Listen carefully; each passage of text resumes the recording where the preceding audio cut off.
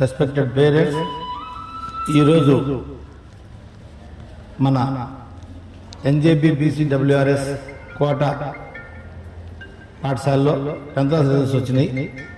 మరి ఈ రిజల్ట్స్లో మరి మన విద్యార్థులు సాధించిన విజయాలు కానీ చెప్పుకుంటే మనకున్న సబ్జెక్ట్స్లో తెలుగులో 100కి 100 6, అట్లాగే above 90 63 members, Hindi above 90 16, English above 90 61. ఈ సందర్భంలో ఈ సంవత్సరం 10th క్లాస్కి టోటల్ అపీరెన్స్ ఎంతమంది అంటే 115 మంది. ఈ 115 మందిలో ఎవరు ఏ సబ్జెక్టులో ఎన్ని మార్కులు సాధించారు ఎంత అనేది చెప్తున్నాను. మ్యాథమెటిక్స్కి వచ్చేటప్పటికి 8 మెంబర్స్ సాధించారు. అబౌవ్ 90 57, సైన్స్లో 100s 1, above 90 47, social 100s 3, above 90 59 members. ఈ రిజల్ట్ మరి రాష్ట్ర వ్యాప్తంగా చూస్తే అన్ని పాఠశాలల్లో కూడా ఈ సంవత్సరం 10th క్లాస్ రిజల్ట్స్ చాలా అద్భుతంగా ఉన్నాయి.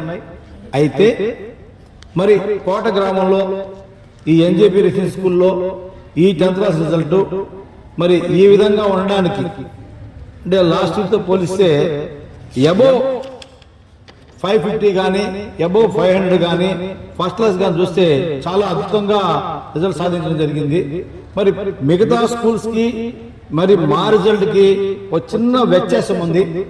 ఏంటంటే అది ఈ స్థానిక పరిస్థితి దృష్ట్యా జంబ్లీ సిస్టంలో అవుట్ ఆఫ్ 115లో మ్యాక్సిమం 80 మెంబర్స్ మాకు స్థానిక రెసిడెన్షియల్ స్కూల్లో మరి విద్యార్థులు రాయడానికి అలాట్ చేయడం జరిగింది. రిమైనింగ్ పీపుల్ విజయనగర్లో ఉన్నటువంటి బాలబార్ స్కూల్లో రాయడం జరిగింది. అయితే ఇక్కడ ఒక చిన్న అంశం ఇంటర్నల్ అడ్జస్ట్మెంట్ అనేది ఇక్కడ జరుగుతుంది అనే మరి అపోహ నుండి మాకు నా దృష్టిలోకి వచ్చింది. ఎందుకనంటే మా విద్యార్థులు 80 మంది ఒక సంస్థలో రాస్తుంటే ఆ సంస్థ చెందిన విద్యార్థులు మా సంస్థలో కూడా ఎగ్జామ్స్ రాస్తున్నారు. మరి మా స్కూల్లో జరిగే ఎగ్జామ్ కి నేను చీఫ్ సూపరింటెండెంట్ గా వర్క్ చేస్తున్నాను. మరి నా విద్యార్థులు ఇక్కడ రాయటం లేదు. నా విద్యార్థులు మరి స్థానికంగా ఉన్న 2 పాఠశాలలో రాస్తుంటే అందులో ఒక పాఠశాలలో మ్యాక్సిమం మా పిల్లలు ఎక్కడైతే ఉన్నారో వాళ్ళు మా పాఠశాలలో రాస్తున్నారు. కాబట్టి ఇక్కడ ఒక ఇంటర్నల్ అడ్జస్ట్మెంట్ జరిగింది.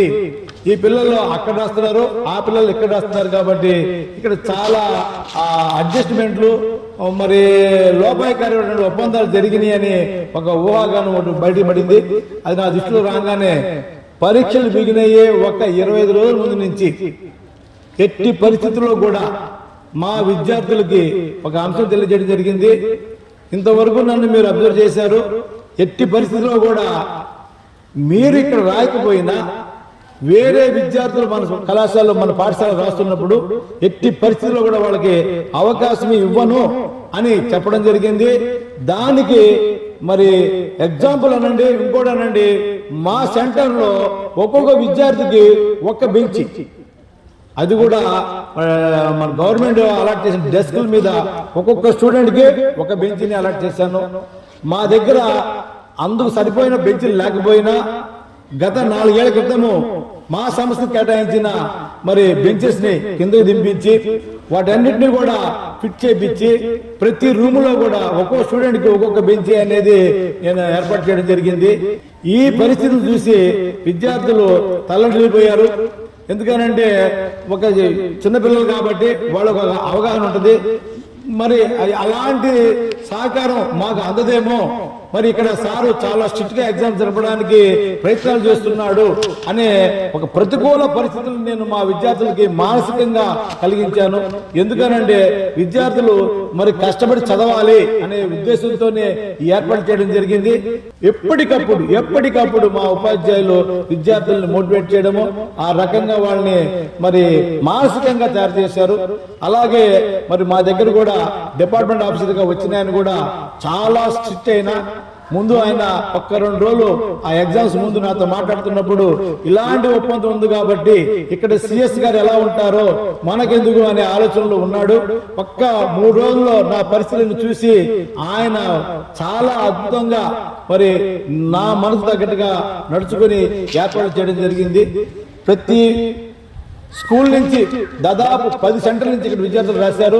10 సెంటర్ విద్యార్థుల సంస్థల నుండి నాకు చాలా ఒత్తిడి వచ్చింది. ఈ ఒత్తిడికి ఒక చిన్న ఎగ్జాంపుల్ ఏంటంటే మన యూనివర్సిటీ స్టాఫే డ్యూటీకి ఎవరైతే వచ్చారో బయట నుంచి వచ్చారో వాళ్ళు కూడా మీ సంగతి తెలుసండి, మీరు చాలా స్ట్రిక్ట్ అని విన్నాము అని ఎక్కడా కూడా ఒక చిన్న అవకాశం కూడా ఇవ్వలేదు మేము పిల్లలకి. ఈ 10 మంది సెంటర్ పిల్లలు కూడా మా దగ్గర ఎగ్జామ్స్ రాసినప్పుడు ఏ రోజుకి ఆ రోజు వాళ్ళకి ఏర్పాట్లు అన్ని చేశాము, కానీ ఎటువంటి కాపీయింగ్ అనే అవకాశం ఇవ్వలేదు. మరి ఇలాంటి పరిస్థితుల్లో మా విద్యార్థులు మరి వేరే సంస్థలు రాసినప్పుడు అక్కడ కూడా కొన్ని ప్రతికూల పరిస్థితులు ఏర్పడ్డాయి. మరి ఆ పరిస్థితుల్ని నేను వివరంగా చెప్పలేను, కానీ ఏ రోజుకి ఆ రోజు వచ్చి సార్ ఈ విధంగా మాట్లాడుతున్నారు, ఈ విధంగా ఏం భయలేదు నాన్న, మీరు చక్కగా చదువుకున్నారు, మీ టీచర్స్ మిమ్మల్ని తయారు చేశారు, ఏం భయపడకండి అని వాళ్ళని మానసికంగా చాలా గట్టిగా తయారు చేయడం జరిగింది. ఇలాంటి పరిస్థితుల్లో ఎందుకంటే ప్రతి సంస్థలో కూడా ఈ సంవత్సరము అద్భుతంగా రిజల్ట్ వచ్చినాయి, కానీ ఈ కోట ఎంజేపీ స్కూల్లో వచ్చిన రిజల్ట్ వాటన్నిటికంటే డిఫరెంట్. ఎందుకంటే ఆ టీచర్స్ ఆ విద్యార్థులు ఏ విధంగా ప్రిపేర్ చేశారనే దానికి నేనే బెస్ట్ ఎగ్జాంపుల్ చూపిస్తాను దానికి. ఎందుకంటే ఇంటర్మీడియట్ లో కూడా మేము ఇదే పందాన్ని కొనసాగించాం. ఇంటర్మీడియట్ లో మా విద్యార్థులు 3 సెంటర్లు రాస్తారు. 3 సెంటర్లు రాసేటప్పుడు అక్కడ లోపాయకారికంగా ఏదైనా అవకాశాలు ఉంటాయేమో అని చెప్పేసి వీళ్ళు ఏవైనా కాపీస్ తయారు చేస్తారని చెప్పి తెలుగు ఎగ్జామ్ ముందు 2 రోజులు మొత్తం డార్మిటరీలు అన్ని కూడా క్లీన్ చెక్ చేసి దాదాపు వాళ్ళ దగ్గర ఏమైనా మైక్రో స్టేషన్ అలాంటి మెటీరియల్ ఉంటే అవన్నీ కూడా నేను తీసేయడం జరిగింది. దాని ఎఫెక్టే మా విద్యార్థులు ఒకడు నిర్లక్ష్యంగా వ్యవహరించడం వల్ల ఫస్ట్ ఎగ్జామ్ లోని తెలుగు పరీక్షలో నేను అంత స్ట్రిక్ట్ గా ఉంటాను, నేను దాన్ని మళ్ళీ జారిపోతాను మనం అనుకున్నాడు, కానీ ఎట్టి పరిస్థితుల్లో వాడికి అవకాశం ఇవ్వలేదు. దాంతో వాడు తెలుగు ఫెయిల్ అయ్యాడు. ఆ రోజు వాడి పరిస్థితి అర్థమైంది. ఆ రోజు పక్క రోజు నుంచి ఒంటరిగా తనకు తానే చదువుకుని మిగతా ఎగ్జామ్స్ అన్ని పాస్ అయ్యాడు. అదే పందాలో 10th క్లాస్ కూడా జరుపుకున్నాను నేను. కాబట్టి ఈ రిజల్ట్ రావడానికి ముఖ్య కారణము మా విద్యార్థుల యొక్క, మా టీచర్స్ యొక్క రాత్రి పగళ్ళు.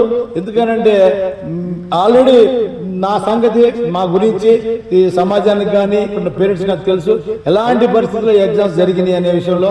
మరి ఈ సందర్భంగా మరొక్కసారి మా రిజల్ట్స్ గురించి ఇంకొక చెప్తాను. ఇప్పుడు మా స్కూల్లో 115 మంది రాస్తే మరి ఫస్ట్ క్లాస్లో ఎన్ని వచ్చినాయి అంటే 106 మందికి వచ్చినాయి. అంటే 600కు గాను 360 మార్కులు పైన 106 మందికి వచ్చినాయి. అలాగే అబోవ్ 570 మెంబర్స్కి వచ్చినాయి. మరి గత సంవత్సరము అబోవ్ 525 మెంబర్స్ ఉన్నారు. అంతకుముందు అంతకన్నా తక్కువ ఉండింది. ఈ సంవత్సరము అబోవ్ 570 మెంబర్స్, అబోవ్ 550 30 మెంబర్స్. అలాగే టోటల్స్ దగ్గరకు వచ్చేటప్పటికి 593 is the top score, 582, 582, 574, 577, 574, 579, 573 ఇలాగా అద్భుతమైన మార్కులు సాధించారు.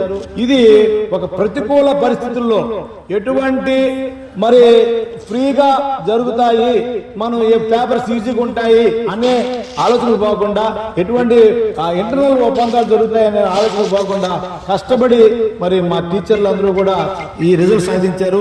మరొక్కసారి వాళ్ళందరికీ కూడా మరి విద్యార్థుల తల్లిదండ్రుల తరఫున, విద్యార్థుల తరఫున మా ఉపాధ్యాయ బృందానికి నేను కృతజ్ఞతలు తెలియజేసుకుంటున్నాను. ఇది ఈ సంవత్సరం మేము సాధించిన రిజల్ట్. Thank you.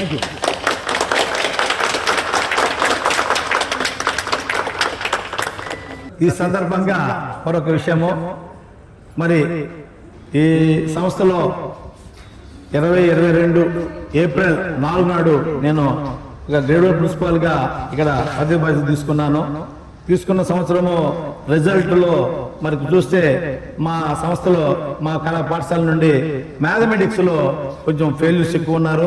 మరి ఆ సంవత్సరము 3 సెక్షన్ల మీద ఒక టీచరే ఆ మ్యాథమెటిక్స్ ని డీల్ చేయడం వల్ల మరి ఇమీడియట్ గా నెక్స్ట్ ఇయర్ మరి ఇద్దరిని తీసుకోవడం జరిగింది. ఇద్దరు కూడా 3 సెక్షన్లు షేర్ చేసుకున్నారు. అప్పటికి మార్క్స్ అయితే పెరిగినాయి, 100s పెరిగినాయి, కానీ ఫెయిల్యూర్స్ లో కొంచెం ఇంకా మాకు వెలితి ఏర్పడింది. అందుకని ఈ సంవత్సరం ఏం చేశానంటే మ్యాథమెటిక్స్ కి 3 తీసుకున్నాం. అందులో మరి ఒక టీజీటీ మ్యాథమెటిక్స్ వెంకట సుబ్బయ్య గారిని 10th క్లాస్ ఇవ్వడం జరిగింది. 3 కూడా మరి అద్భుతంగా వర్క్ చేశారు. ఎందుకంటే ఈ సంస్థలో ఎప్పటి నుంచి కూడా బాగా మైనస్ అంటే కొంచెం మానసికంగా ఇబ్బంది పడే పరిస్థితి ఏంటంటే నాకు ఒక మ్యాథ్స్ టీచర్ గా మ్యాథ్స్ లో ఫెయిల్యూర్స్ ఎక్కువగా ఉండడం.